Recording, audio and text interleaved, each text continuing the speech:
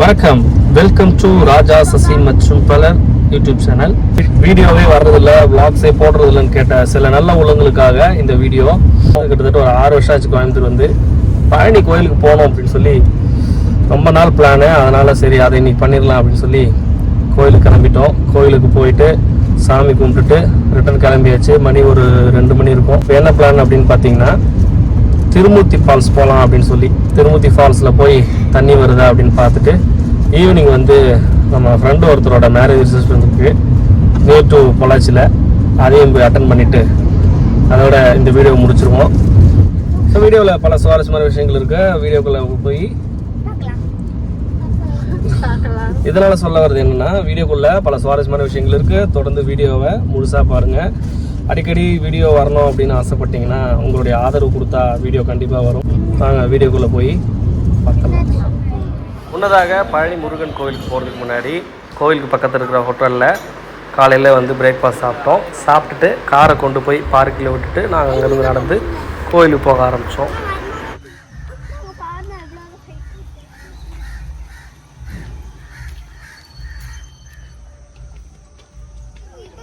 இந்த வண்டி பார்க் பண்ண இடத்துலேருந்து கோயிலுக்கு போகிறதுக்கு ஒரு 600 மீட்டர் இருக்குது. அது வரைக்கும் நடந்து போக முடியாதுங்க. இப்போ நீங்கள் பார்க்குற அந்த பேட்ரி வாகனங்களில் வந்து போயிட்டு இருந்தாங்க. ஆனால் நாங்கள் வந்து அந்த மாதிரி போகலை. நம்ம வந்து நடந்தே போகலான்னு சொல்லி நடந்து போக ஆரம்பிச்சிட்டோம். போகிற வழியில் ஒரு அழகான ஐயப்பன் கோவில் இருந்தது. போகும்போது அந்த கோவில் வந்து மூடி இருந்தது. வரும்பொழுது நானும் தீக்ஷியும் மட்டும் கோயிலுள்ள போய் சாமி கும்பிட்டு வந்தோம். சசியும் பிரணவும் டயர்டாக்குன்னு வெளியில் உட்காந்துட்டாங்க.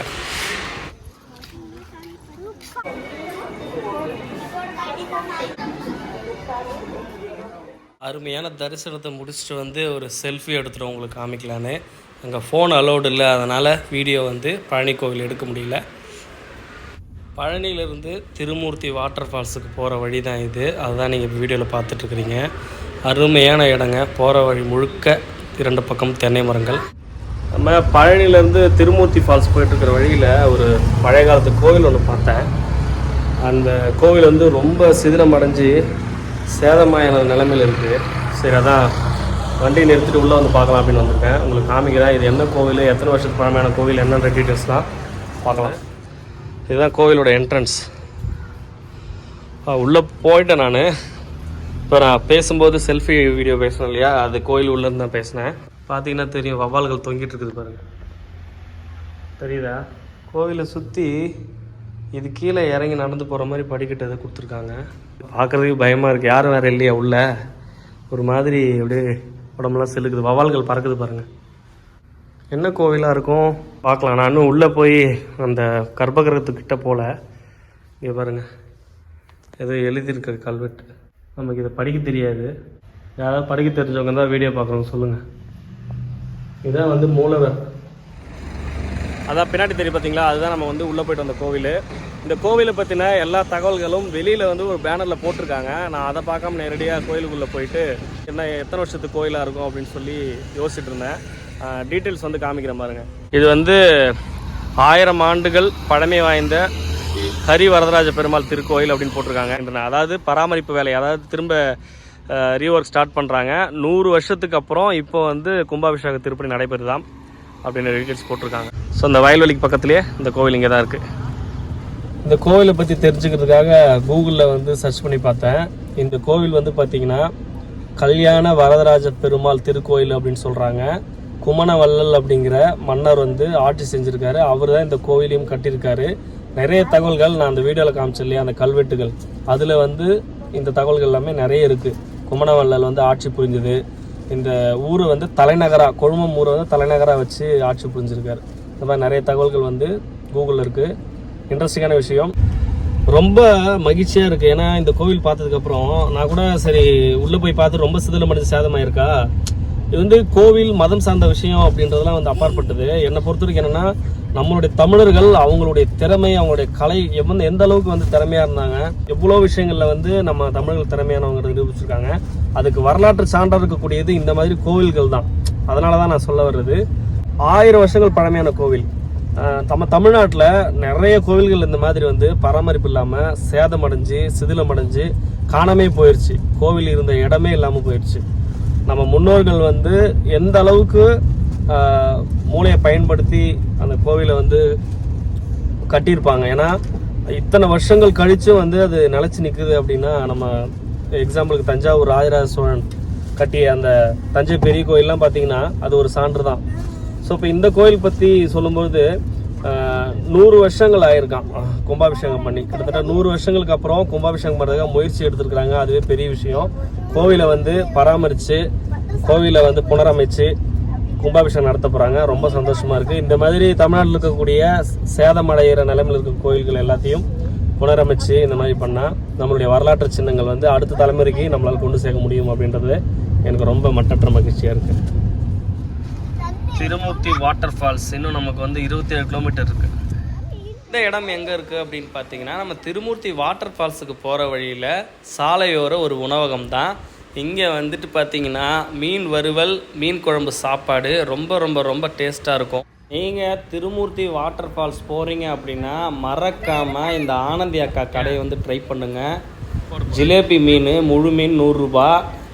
இந்த அது என்ன சொல்லுவோம், டேம் பாறை இந்த மாதிரி கட் பண்ணி வச்சுருக்காங்க இல்லையா, இது ஒரு பீஸ் 50 ரூபா. ஒர்த்து ஃபார் மணிங்க. நாங்கள் 4 பேர் சாப்பிட்டோம். 2 சாப்பாடு, மீன் குழம்பு சாப்பாடு, 4 மீன் வறுவல் வாங்கி சாப்பிட்டோம். 350 ரூபா தான் ஆச்சு. வேற மாதிரி டேஸ்ட்டு அருமையாக இருந்தது. இதை சாப்பிட்டு முடிச்சுட்டு நம்ம நேராக இப்போ வாட்டர் ஃபால்ஸ் போகலாம் வாங்க. தரமான சாப்பாடு நட்டு, மீன் குழம்பு, குழம்பு மீனோட மீன் வறுவல் வந்து பாறை மீன், டேம் பாறை மீன் வறுவல். சிம்பிளாக நம்ம வீட்டில் செய்கிற மாதிரி தான். உருளைக்கிழங்கு, கத்திரிக்காய் போட்டு பொரியல். காமி தீக்ஷிதா அரிசி பாருங்க, நூடுல்ஸ் மாதிரி இருக்குது. இங்கே பாருங்க அரிசி சாப்பாடு நூடுல்ஸ் மாதிரி இருக்கு. தரமான சாப்பாடு. ஃபிஷ் எப்படி இருக்கு? சூப்பராக இருக்கு. இதுதாங்க வந்து திருமூர்த்தி வாட்டர் ஃபால்ஸுக்கு முன்னாடி இருக்கக்கூடிய அம்மனலிங்கேஸ்வரர் கோவில். இந்த கோவில் படிக்கட்டில் வச்சு இந்த கோவிலை சுற்றி, திருமூர்த்தி வாட்டர் ஃபால்ஸை சுற்றி பல 100,000 கணக்கான திரைப்படங்கள் வந்து ஷூட்டிங் எடுத்திருக்காங்க. எக்ஸாம்பிளுக்கு சொல்லணும்னா ஜெயம் படம், சூரிய வம்சம், கார்த்திகோட பழைய படங்கள், விஜயகாந்த் சாரோட படங்கள் அப்படின்னு பல்வேறு படங்கள் இங்கே வந்து திரைப்படம் எடுத்திருக்காங்க. ரொம்ப ரொம்ப ரொம்ப ஃபேமஸான இடம் இது. இங்கேருந்து நம்ம இந்த படிக்கட்டுகள்லாம் இருக்குது பார்த்தீங்களா, இது வழியாக இப்போ நேராக நடந்து வந்துட்டு இருக்காங்க பாருங்கள். இது வழியாக நடந்து தான் நம்ம வந்து வாட்டர் ஃபால்ஸுக்கு போனோம். வாட்டர் ஃபால்ஸ் வந்து இங்கேருந்து சரியாக 600 மீட்டர் தூரத்தில் இருக்குது. போகிற வழியில் பார்த்திங்கன்னா குரங்கு நண்பர்கள்லாம் நிறைய பேர் இருந்தாங்க. அவங்களெல்லாம் பார்த்து குழந்தைங்க ரொம்ப சந்தோஷப்பட்டுட்டு இருப்பாங்க. கண்டிப்பாக இந்த திருமூர்த்தி வாட்டர் ஃபால்ஸ் வாங்க. எப்போவுமே வந்து தண்ணி வந்துட்டுருக்கோம். நாங்கள் வந்து செமையாக என்ஜாய் பண்ணோம். அந்த இடத்துல அந்த ஃபால்ஸில் வந்து குளிக்கும்போது, இந்த வெயிலுக்கு இந்த சம்மர் சீசனில் நாங்கள் குளிக்கும்போது வேறு லெவல் என்ஜாய்மெண்ட்டு. போகிற வழியில் இருக்கக்கூடிய மங்கி கிட்டலாம் பேசிக்கிட்டு வீடியோ எடுத்துகிட்டு அப்படியே நாங்கள் போயிட்டு இருந்தோம். வாங்க இப்போ நேராக வாட்டர் ஃபால்ஸ் போகலாம். எப்படி பேன் பார்த்துட்ருக்கான் பார்.